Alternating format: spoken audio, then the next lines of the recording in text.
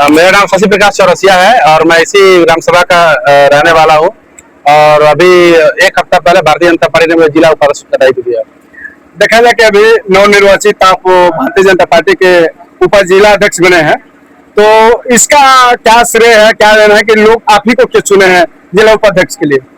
यही जो आप सब प्रेम देख रहे हैं, जो खासकर रिजर्व क्लास का जो प्रेम है, उनका आशीर्वाद है, उसी के दम पर सब संभव हो पाया है। ये मेरा ग्राम सभा का बिशनपुर डंडा हमारा गौवा पर ग्राम सभा का एक पूर्वा है, जो 70% अनुसूचित बस्ती है। और यहाँ के लोग हमेशा पूरे इसी मनोयोग से बढ़िया से बाबा साहब की जयंती को मनाते हैं।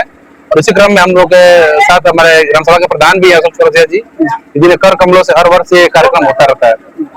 आज डॉक्टर भीमराव अम्बेडकर की जयंती प्रदेश ही नहीं, देश नहीं, पूरे विश्व में ही धूमधाम से मनाई जा रही है, तो आप इस पे क्या इस क्षेत्र की जनता के लिए दो शब्द कहना चाहिए? बाबा साहब भीमराव अम्बेडकर जी वो महामानव है, जिनका सम्मान और जिनके सम्मान में सब व्यक्ति को आगे आना चाहिए।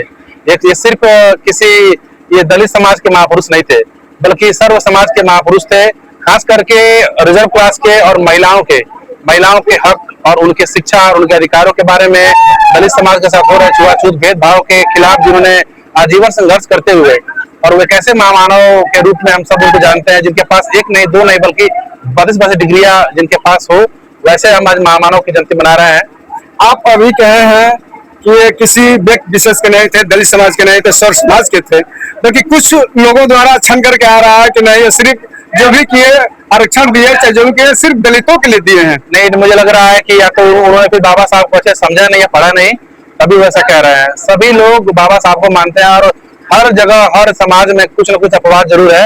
हम लोग को अपवाद पे ना बात करते हुए हमेशा पॉजिटिव एस्पेक्ट पे बात करना चाहिए कि हमारा सकारात्मक पक्ष क्या है।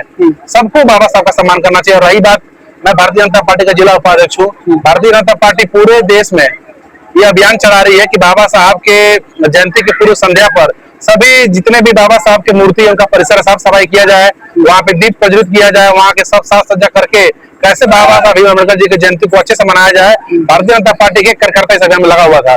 मैं इस अभियान का भारतीय जनता पार्टी का जिला सह संयोजक भी हूँ। तो मुझे ऐसा लगता है कि हम सबको जब चाहते हैं हम समाज सब एक रहे, जात पात मिटे, सब भेदभाव मिटे, तो सबको एक साथ आगे आना चाहिए। नहीं तो अगर हम लोग ऐसे छुआछूत में विश्वास रखते रहेंगे तो समाज एक दिन खाई बढ़ती जाएगी और कहीं ना कहीं समाज के लिए खराब रहेगा। वो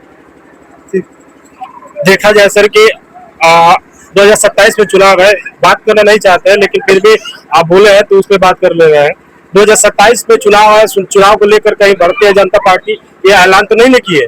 अगर आप ट्रैक रिकॉर्ड देखेंगे कि कम से कम ये पहली बार नहीं, हम लोग 2014 के बाद से, जब से हमारे देश के यशस्वी प्रधानमंत्री नरेंद्र मोदी प्रधानमंत्री बनते हैं, तब से ही वो बाबा साहब भीमराव अम्बेडकर जी के द्वारा रचित संविधान के प्रति नतमस्तक होकर प्रणाम करके अपनी पूरी सच्ची श्रद्धांजलि बाबा साहब भीमराव अम्बेडकर जी के संविधान को देते हैं। और तब से लेकर आज अनवरत लगभग 11 साल हो गया, तब से हम सभी लोग हर भारतीय जनता पार्टी कार्यकर्ता, एक कार्यकर्ता उनके सम्मान में और उनके कैसे हम भारतीय जनता पार्टी के लोग उनके सम्मान में आगे बढ़े, उसे हम लोग काम कर रहे हैं।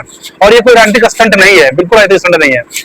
और बाबा साहब को वो कौन सा नारा था कि जो लोगों को प्रेरित करता है हमेशा? बाबा साहब ने तो बहुत सारे ऐसे अपने किताबें लिखी है बाबा साहब। लेकिन एक बात जो मुझे बहुत अच्छा लगता है कि जो समाज में अक्सर लोग कहते हैं कि जब आप संगठित रहेंगे, शिक्षित रहेंगे, तो आप निरंतर आगे बढ़ते रहेंगे। और संगठित का मतलब ये है कि हम सभी समाज में देखते हैं कि जहाँ पर संगठन नहीं है, जहाँ पर एकता नहीं है, वहां पर क्या होता है कि तमाम लोग आपको आके बहलाएंगे, फुसलाएंगे और आपका जो शोषण करने का काम करेंगे। तो मुझे लगता है कि आजीवन उन्होंने बस इसी काम पे काम किया कि कैसे मेरा समाज संगठित हो। अभी आपने कहा है कि जो यशस्वी प्रधानमंत्री नरेंद्र मोदी जी हैं, वो संविधान को पूछते हैं और बाबा साहब को पूछते हैं, बाकी विपक्ष वहीं करारा जवाब देता है और टिप्पणी करता है कि नहीं, नरेंद्र मोदी जी संविधान बदल रहे हैं। किस विपक्ष की बात करते हैं आप? जिस विपक्ष के लोग एक समय हमारे यहाँ कांसी राम जी की मूर्तियां तोड़ा करते थे, या बाबा साहब भीमराव अम्बेडकर जी की मूर्ति तोड़ा करते थे, या बहन जी के साथ गेस्ट हाउस कांड, किसको नहीं याद है? आप एक हमारे पार्टी का व्यक्ति का नाम बताइए कि जो बाबा साहब भीमराव अम्बेडकर जी का अपमान किया हो। आप एक नहीं बता पाएंगे। वर्ष 2017 से पहले इसी उत्तर प्रदेश में आप हर जगह देखते थे कि उत्तर प्रदेश में बाबा साहब की भीमराव अम्बेडकर जी की मूर्ति तोड़ दी गई, वहां पर दंगा फैल गया। आज कहीं देख रहे हैं आप? ये देखिए कितनी गंभीरता है कि हर जगह जहां अम्बेडकर जी की जयंती मनाई जा रही है वहां पर पुलिस प्रशासन भेजा जा रहा है ताकि कोई कहीं से कोई लड़ाई झगड़ा या कोई विवाद ना हो सके। अभी आप देखे होंगे नगरा में नगरा में आज तक के इतिहास में इतना बड़ा जुलूस बाबा साहब का नहीं निकला होगा। वहां पर 1 लाख का 1.5 लाख का डीजे का बजा, आप देखे होंगे 20,000 दलित हर समाज के लोग, सिर्फ वो दलित समाज के लोग नहीं थे, हर समाज के लोग सब शौक से जुड़े थे। क्या इससे पहले पॉसिबल था क्या इससे पहले अन्य दल के लोग जो अपना आप कहते हैं कि बाबा साहब बड़ी ऐसी है, क्या वैसे उन्होंने काम किया है कभी? ये सिर्फ वोट की राजनीति है, जो अपना स्वार्थ सिद्ध करना चाहते हैं। भाजपा कभी ऐसा काम नहीं करती। भाजपा सबकी पार्टी है और सबको सम्मान देना काम करती है। और यही बात है कि बहन मायावती जी ने जब लखनऊ में सभा की तो उन्हें सिर्फ एक दल पर कहा है कि उससे मेरा समाज सतर्क रहे, और वो है समाजवादी पार्टी। लखनऊ में एक ही बात कही थी, आपको पता होना चाहिए। इस जानकारी के लिए बहुत बहुत धन्यवाद।